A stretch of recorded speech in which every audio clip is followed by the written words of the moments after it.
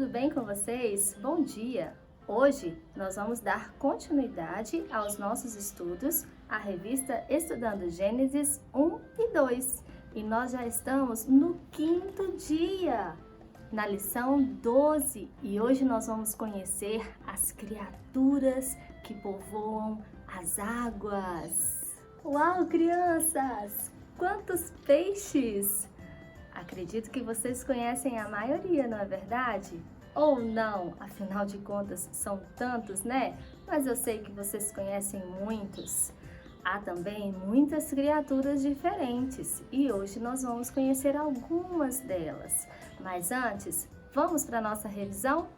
Já vimos 4 dias da criação e já aprendemos várias coisas sobre Deus. O apóstolo Paulo, lá em Romanos 1, versículo 20, diz que podemos conhecer os atributos de Deus na criação. Mesmo sendo um Deus invisível, ele é visível naquilo que ele criou, crianças. Quer ver um exemplo? A luz revela a santidade de Deus. Nada pode ser escondido, pois ele tudo vê. O ar.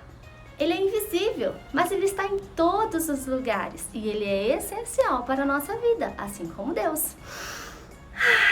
E a água? Só Deus satisfaz a nossa sede, pois ele é a fonte de água viva. Tem também a rocha, firme, não se abala, é confiável, como o nosso Deus. Com a criação das plantas, ele se revela um Deus provedor. E o universo, com as suas incontáveis estrelas, revela a grandeza do nosso Deus. Também aprendemos que Deus, ele é eterno, ele é todo-poderoso, que ele fez tudo com muita organização, variedade e beleza. E a Bíblia também diz que ele fez tudo com muita sabedoria. Podemos ver a bondade de Deus na criação. Quanto mais estudamos, mais podemos ver como Deus é bom na provisão do alimento para todos os seres vivos.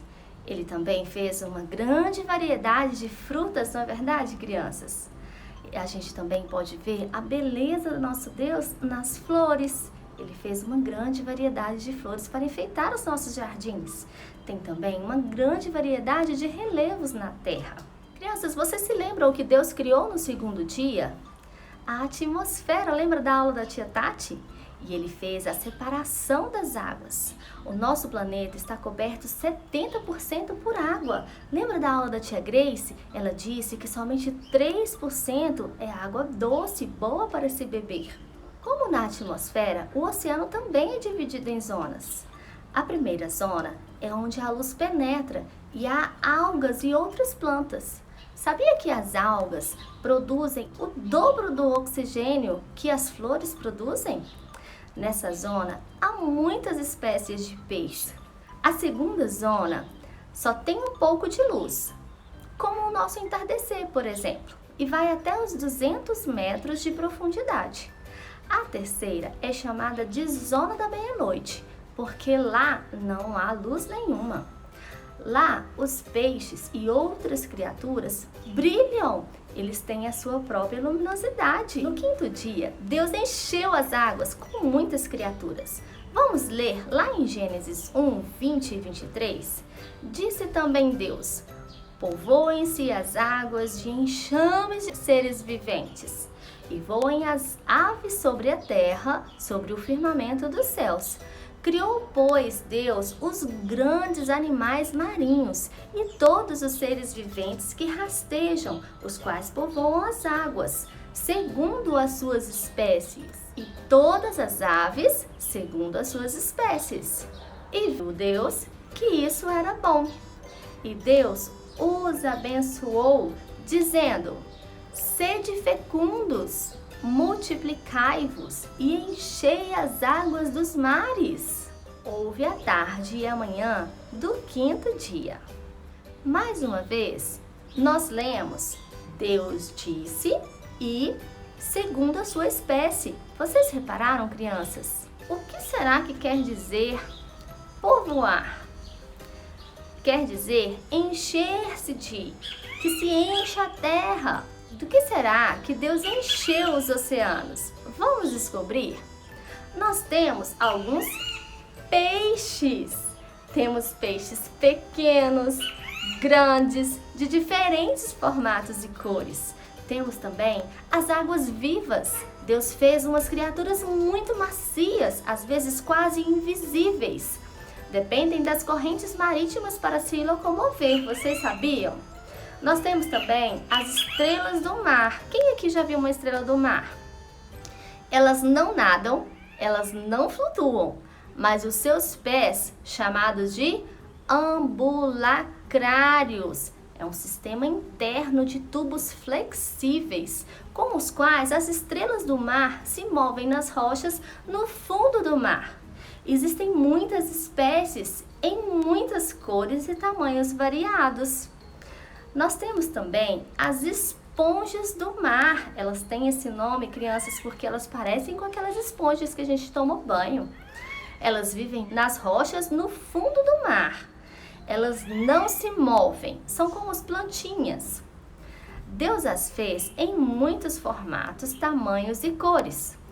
Hoje já se descobriu que elas têm compostos antibióticos, antitumorais e antivirais, o que é muito importante para fazer medicamentos. Nós temos também os moluscos. Eles têm o corpo mole, que é protegido por uma concha calcária. E vocês sabiam que existem mais de 150 mil espécies de moluscos? Você sabia também que a ostra é um molusco responsável por produzir as pérolas?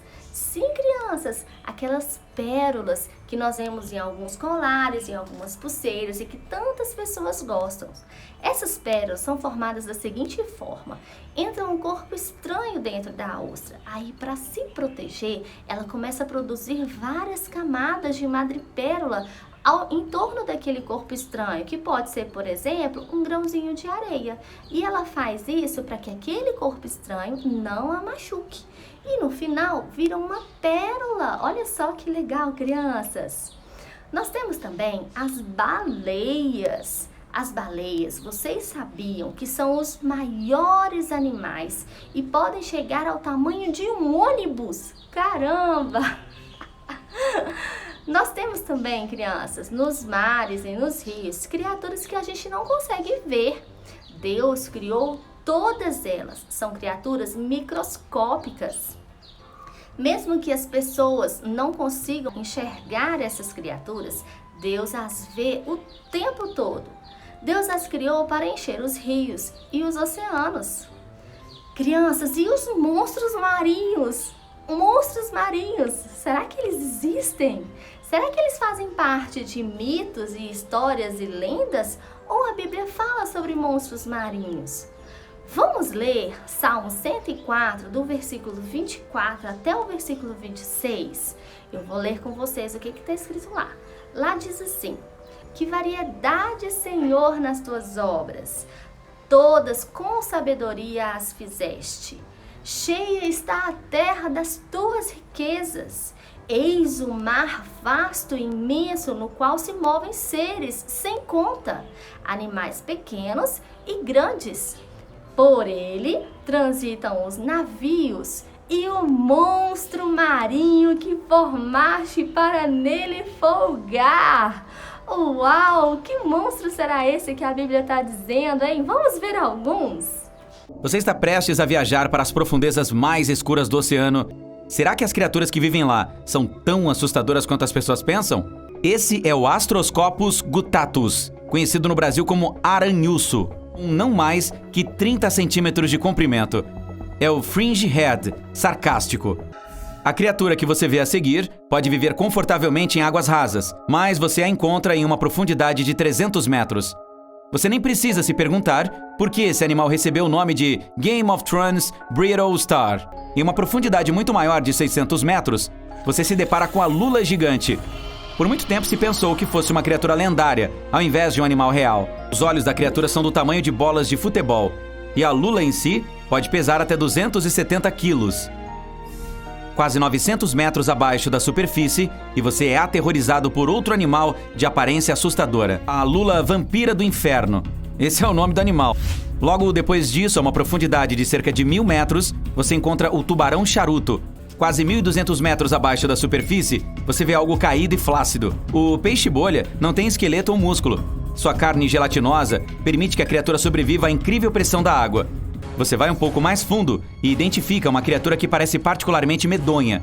O tubarão-duende detecta a presa com seu focinho. As terríveis mandíbulas da criatura estão presas a ligamentos elásticos. Quando algum animal chega perto demais, o tubarão catapulta sua boca para a frente para pegá-lo. Ainda mais profundo do que isso, a 1.500 metros, você nota outro membro da família dos tubarões. O tubarão babado. Parece uma enguia crescida demais, mas suas guelras são forradas com franjas, vermelhas nas bordas. Daí o nome. A boca horripilante da criatura tem 25 fileiras de dentes afiados voltados para trás, 300 no total. Esse é o peixe-dragão de mar profundo, que pode viver a uma profundidade de 1.800 metros. A uma profundidade de 2.000 metros, você se depara com uma criatura de aparência raivosa, com uma vara de pescar na cabeça. É o peixe-diabo negro. A 2.100 metros de profundidade, quando vê outro peixe que brilha no escuro. O peixe-dragão negro é uma criatura astuta. Tem seus órgãos produtores de luz dispostos ao longo de sua barriga. A uma profundidade de cerca de 4.000 metros, você percebe que o fundo do oceano se tornou um pouco fofo. Isso porque está coberto de vermes zumbis. Essas criaturas raramente crescem mais de 5 centímetros de comprimento. O Hypnops meade quase te deixa louco logo depois. Esta criatura tem um par de grandes placas ovais esverdeadas no topo da cabeça e nenhum olho. Você está agora a 5 quilômetros abaixo da superfície. E é aí que você vê algo bizarro no fundo. É definitivamente um peixe, mas está no fundo do oceano sobre 3 pernas longas e rígidas. Ah, é o peixe tripé. Você não tem tempo de ir mais fundo antes de localizar o peixe sem rosto. Esta criatura ligeiramente desconcertante não tem olhos. E sua boca sorrindo, um sorriso de Mona Lisa, fica embaixo do seu corpo. Pela primeira vez, o Typhlonus nasus, que é o nome oficial da criatura, foi visto há mais de um século. Depois, só em 2017. Depois de atingir a profundidade de 10 quilômetros abaixo da superfície, você verá pepinos do fundo do mar. Essas criaturas bizarras são muito maiores do que seus parentes de águas rasas. Por que essas criaturas do fundo do mar parecem tão assustadoras? A vida é muito diferente por lá, no fundo.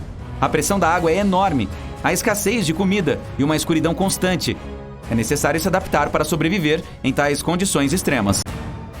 Crianças, Deus povoou a terra com muita criatividade. Às vezes pensamos que Deus criou tudo só pra gente, seu povo. Nós devemos mesmo nos alegrar com a criação de Deus, pois Ele fez toda ela como um presente para cada um de nós. Entretanto, as pessoas nunca serão capazes de ver, ou ouvir, ou sentir todas as criaturas de Deus.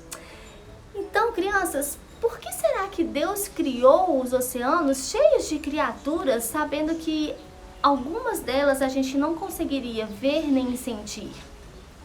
Ah, sabe qual a resposta para essa pergunta? Deus criou tudo para a sua glória, para mostrar a sua própria grandeza. Em Romanos 1:21 diz o apóstolo Paulo o seguinte: ele afirma que os homens que não dão glória a Deus, não agradecem ao Senhor, se tornam culpáveis. Não deixemos de louvar ao Senhor, crianças, e agradecê-lo por tudo aquilo que Ele nos fez. Salmos 104:24 diz assim: que variedade, Senhor, nas tuas obras, todas com sabedoria as fizeste. Cheia está a terra das tuas riquezas. Amém. Por hoje é só, crianças. Um beijo no coração de cada uma de vocês. Fiquem com Deus e até a próxima. Tchau, tchau.